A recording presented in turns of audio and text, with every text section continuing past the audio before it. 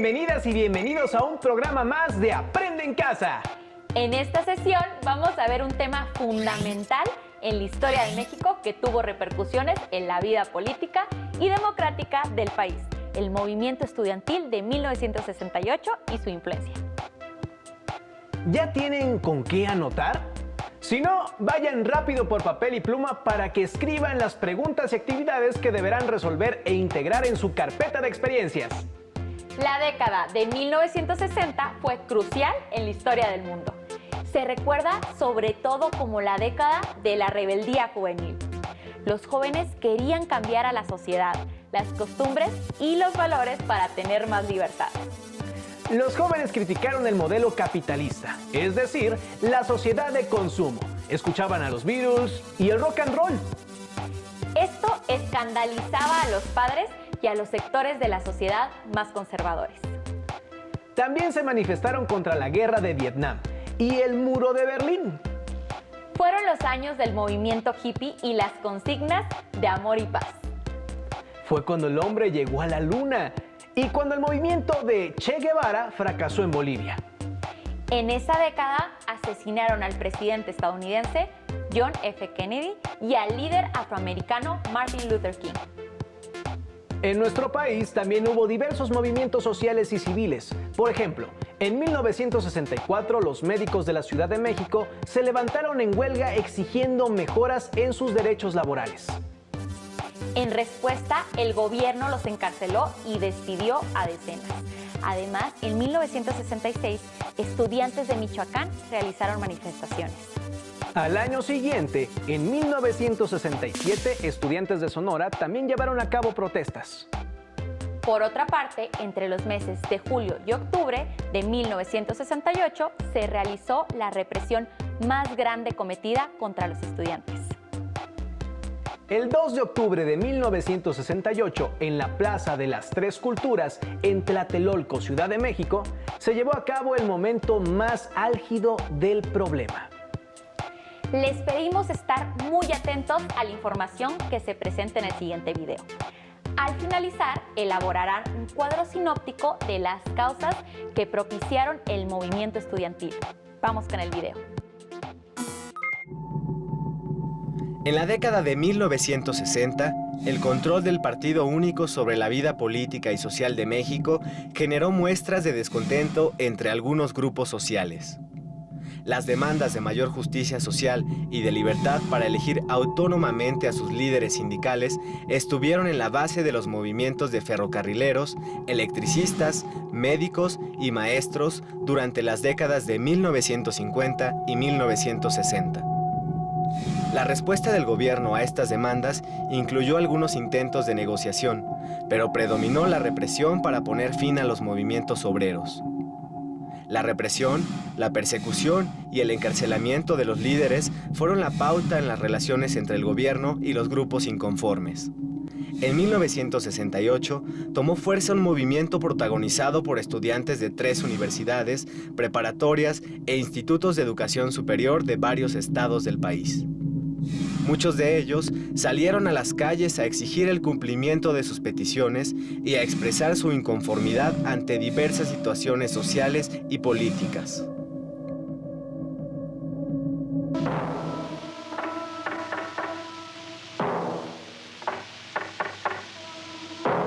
El movimiento estudiantil de 1968, ahora hay consenso entre los historiadores en que fue el movimiento social pacífico, ciudadano más importante de la segunda mitad del siglo XX. Es un movimiento que se da en un momento en el que no hay una crisis económica en México, curiosamente. Sin embargo, en lo político vivíamos bajo las coordenadas de un régimen de partido de Estado. El control que tenía en ese momento el gobierno, que está representado por el Partido Revolucionario Institucional, era un control político casi monárquico, ¿no? La figura del presidente era la que decidía en todos los rubros del país. Frente a esa situación, frente a ese contexto, es que se produce el levantamiento estudiantil de 1968, en el contexto de una oleada de revueltas estudiantiles prácticamente en todo el planeta. De manera que en el caso del 68 mexicano, Es muy interesante porque es una revuelta generalizada. Son estudiantes básicamente del Politécnico y de la Universidad Nacional. Es una rebelión básicamente enfocada en un principio en contra de la represión policíaca y de los granaderos. Hay una primera etapa del movimiento estudiantil caracterizada a finales de julio por la entrada o por un despliegue represivo policíaco y posteriormente de los granaderos, posteriormente del propio ejército mexicano, que culmina con un episodio muy importante, que es el bazucazo. Entonces llega el ejército mexicano y ¿qué realizan? Nada menos que con una bazuca rompen la hermosa puerta colonial de la escuela preparatoria número 1, y atrás están unos muchachos deteniendo esa puerta, en donde se calcula que fueron entre 8 o 10 cadáveres, 10 muertos. Esto, digamos, es lo que desencadena la respuesta inmediata del rector Barros Sierra, prácticamente al día siguiente, donde hace un discurso en donde afirma que la autonomía de la universidad ha sido violada. Y esto es, digamos, el punto de partida para que las diferentes escuelas de la UNAM y del Politécnico se levanten en huelga a partir del 1 de agosto. ¿Qué era lo que exigíamos nosotros? Que se castigara a los jefes del ejército, que se castigara a los jefes policíacos, a los jefes de granaderos, que se indemnizaran a esas familias que habían perdido a sus hijos. Justicia era lo que pedíamos, no atentábamos en lo más mínimo contra la estructura del gobierno. Las demandas de los estudiantes son muy concretas, se refieren a la libertad de los presos políticos, a la supresión de algunos artículos políticos que estaban en la Constitución que habíamos heredado desde la época de la Guerra Mundial y que actuaban en contra de la disidencia política, y básicamente medidas muy específicas para denunciar la represión y los excesos de la represión policíaca. Esto aglutina rápidamente en unos días a un órgano que es muy importante, que es el Consejo Nacional de Huelga, que es el lugar donde van a darse estas reivindicaciones de los estudiantes, y tenemos ya el inicio del levantamiento estudiantil. El triunfo de la Revolución Cubana en 1959 y el posterior establecimiento del primer gobierno socialista en América Latina llevaron a numerosos políticos e intelectuales a cuestionar el carácter de la Revolución Mexicana y de los gobiernos que se decían herederos de ella. El ambiente de crítica y la movilización de los estudiantes fueron interpretados por algunos sectores del gobierno como una amenaza y buscaron acabar con él. El movimiento estudiantil se intensificó y encontró eco en algunos sindicatos obreros como los petroleros y los electricistas. Las marchas, mítines y reuniones se multiplicaron y en la mayoría de ellas hicieron acto de presencia elementos de la fuerza pública y del ejército que vigilaban de cerca las acciones de los estudiantes. El movimiento estudiantil comenzó el 22 de julio, cuando alumnos de la Vocacional 5 y de la preparatoria Isaac Ochoa Terena fueron reprimidos por la policía. Las autoridades del UNAM y el Politécnico se oponían a que el gobierno utilizara la fuerza como forma de resolver los conflictos. Pero la falta de espacios democráticos y la constante represión del gobierno de Gustavo Díaz Ordaz movilizaron a los estudiantes, no solo de la capital, sino de otros estados de la República. El gobierno se negó a dialogar con ellos, ya que los consideraba revoltosos y los acusaba de ser comunistas. Estas acusaciones tenían mucho que ver con el ambiente propiciado por la Guerra Fría, en donde el mundo se debatía entre el capitalismo y el comunismo. Los estudiantes luchaban por la libertad de expresión y agrupación, solicitaban castigo por la violencia que sufrían y exigían la libertad de los presos políticos. Es decir, de quienes habían sido encarcelados por tener ideas contrarias al gobierno. Pero ninguna de sus peticiones fue atendida por el presidente de la República.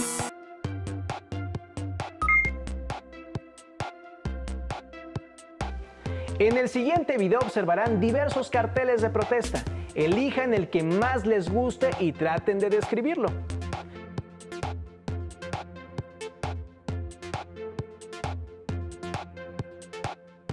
¿Qué creen que trataban de expresar los estudiantes?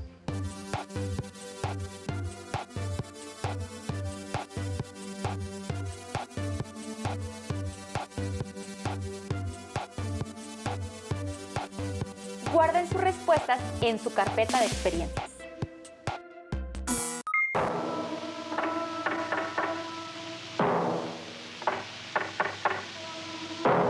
Una primera parte tiene que ver con la gráfica, ¿no? Y con los carteles que podemos ver presente aquí atrás de mí. Está esta pared maravillosa que muestra la manera como los grupos estudiantiles se apropiaron, entre otras cosas, de todo el discurso olímpico y utilizaron toda la simbología olímpica, pero la adaptaron, por supuesto, a los móviles políticos y culturales que guiaban el movimiento.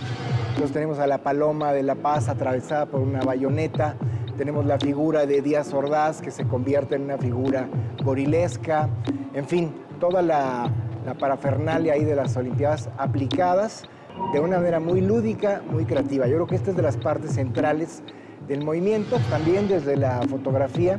La parte de la cobertura fotográfica del movimiento es sumamente importante.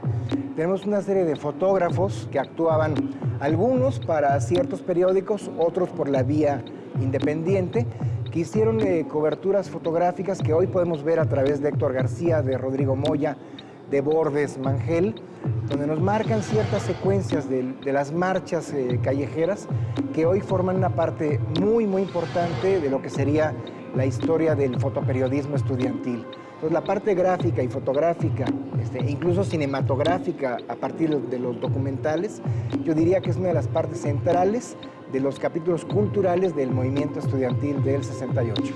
El movimiento estudiantil se da en un momento muy importante desde el punto de vista cultural, es decir, finales de la década de los 60, un momento en el que hay una gran irrupción musical, ¿sí?, a través de todo el movimiento del rock. Tenemos, por otro lado, dentro de la literatura, quizás la gran crónica del 68, la crónica fundadora, esté a cargo de Elena Poniatowska. Por supuesto, también el texto de Carlos Monsiváis, ¿no?, de Díaz de Guardar. En cuanto a la parte poética, yo creo que habría que mencionar el poema de la Plaza de Octavio Paz. Hay que recordar que Octavio Paz era embajador de México en la India y que es uno de los pocos intelectuales vinculados al gobierno que renuncia a partir de la masacre del 2 de octubre.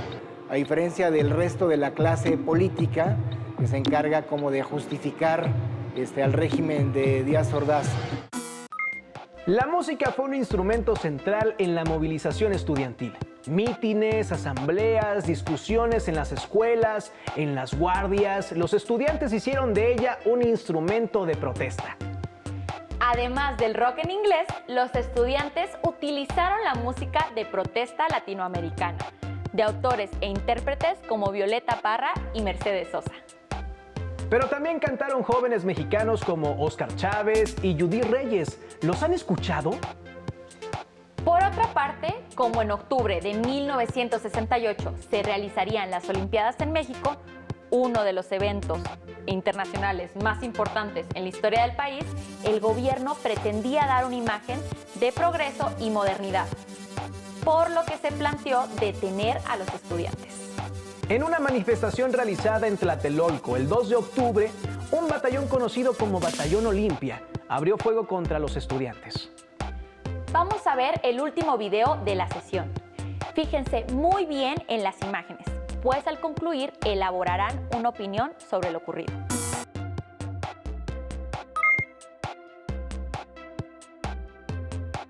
¿Qué opinan de la manera en la que el gobierno decidió solucionar el problema?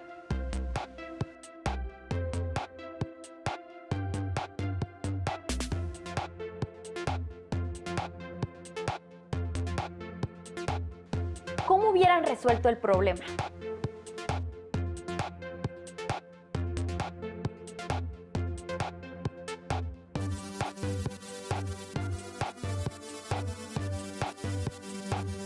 Vamos al video.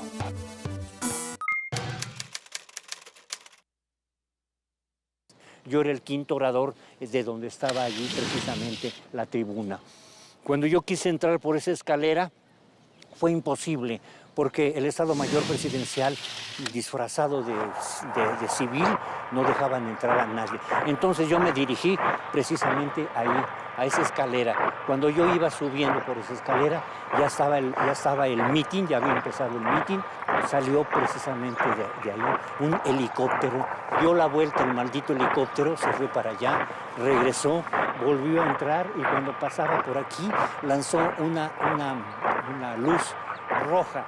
En ese momento salieron las metralletas de esa azotea, de estas ventanas también, de la azotea de la iglesia, de la azotea del edificio de Relaciones Exteriores, y por allí entró el ejército lanzando también fuego, entraba así, inclusive a bayoneta calada, venía entrando porque todo esto estaba ocupado. En ese momento empieza la balacera, se acerca un muchacho y me dice: maestro, tenga usted cuidado porque si lo ven lo matan, vámonos de aquí.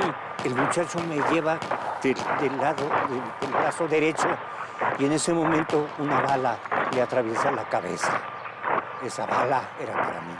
Ese joven me había salvado la vida. Como les digo a ustedes, para mí este hecho es el de más trascendencia de mi vida. 2 de octubre no se olvida y es de lucha combativa. Tan solo 10 días después de lo ocurrido en Tlatelolco, se inauguraron los Juegos Olímpicos a celebrarse en el país.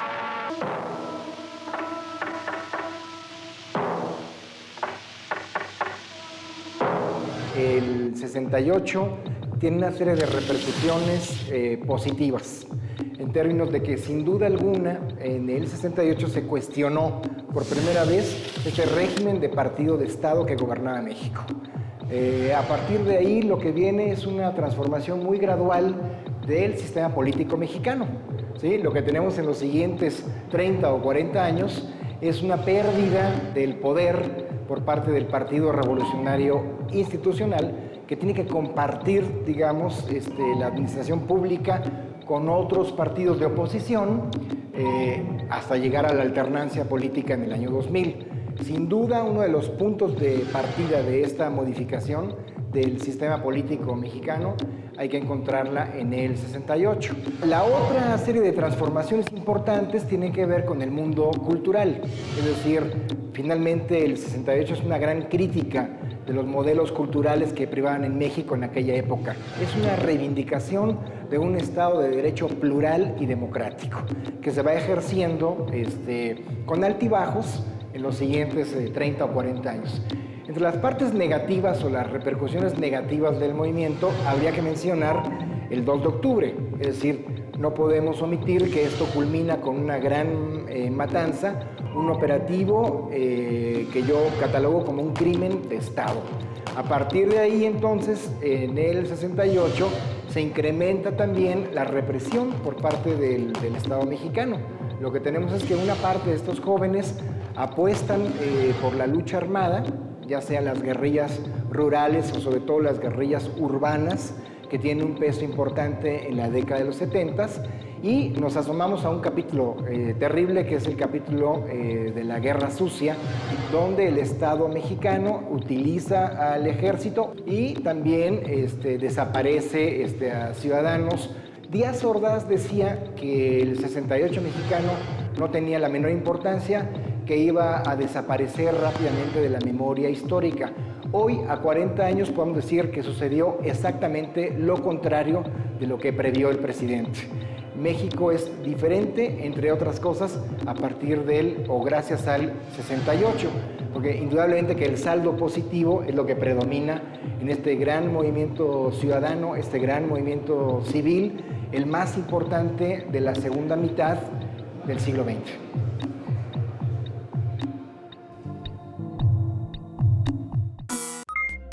Después de lo ocurrido en 1968, la represión continuó. En 1971, en el jueves de Corpus, hubo una nueva matanza de estudiantes llevada a cabo por los halcones, un grupo de paramilitares, es decir, grupos armados organizados parecidos al ejército, pero que no pertenecían oficialmente al Estado.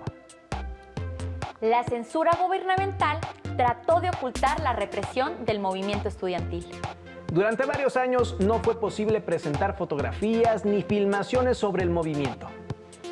Después de muchos años y gracias a los avances de las luchas democráticas en el país, se fueron abriendo los archivos sobre lo ocurrido, Lo cual posibilitó conocer lo que pasó en esa década, siendo relevante el trabajo de los historiadores para esclarecer muchos de los acontecimientos provocados por el gobierno. Es muy importante que todos conozcamos estos hechos y hagamos que la memoria de esas personas que murieron defendiendo sus derechos perdure por muchos años más. Que su lucha siga siempre viva y que defendamos sus ideales. Los invitamos a que platiquen con su familia sobre el tema. Si tienen parientes que hayan vivido en esa época, pídanles que les cuenten lo que ellos vieron, lo que ocurrió en su entidad, su opinión sobre la represión en esos años y cómo ha cambiado el país desde esa década hasta nuestros días.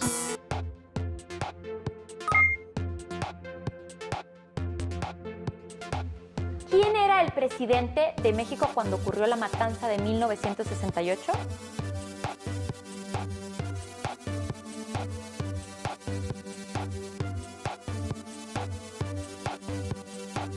¿Cuáles eran las peticiones de los estudiantes en 1968?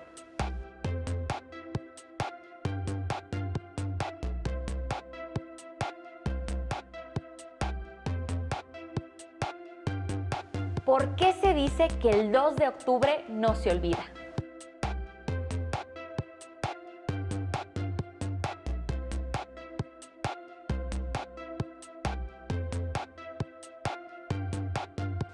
¿Cuáles fueron las consecuencias del movimiento estudiantil?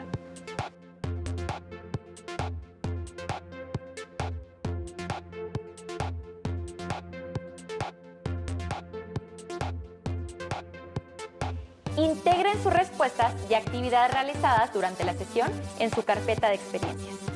Para conocer más del tema, los invitamos a leer el libro Hablemos de los años 60, La rebeldía, de Enrique Rauschenberg. Gracias por acompañarnos. Continúen viendo la programación de Aprende en Casa. ¡Hasta pronto!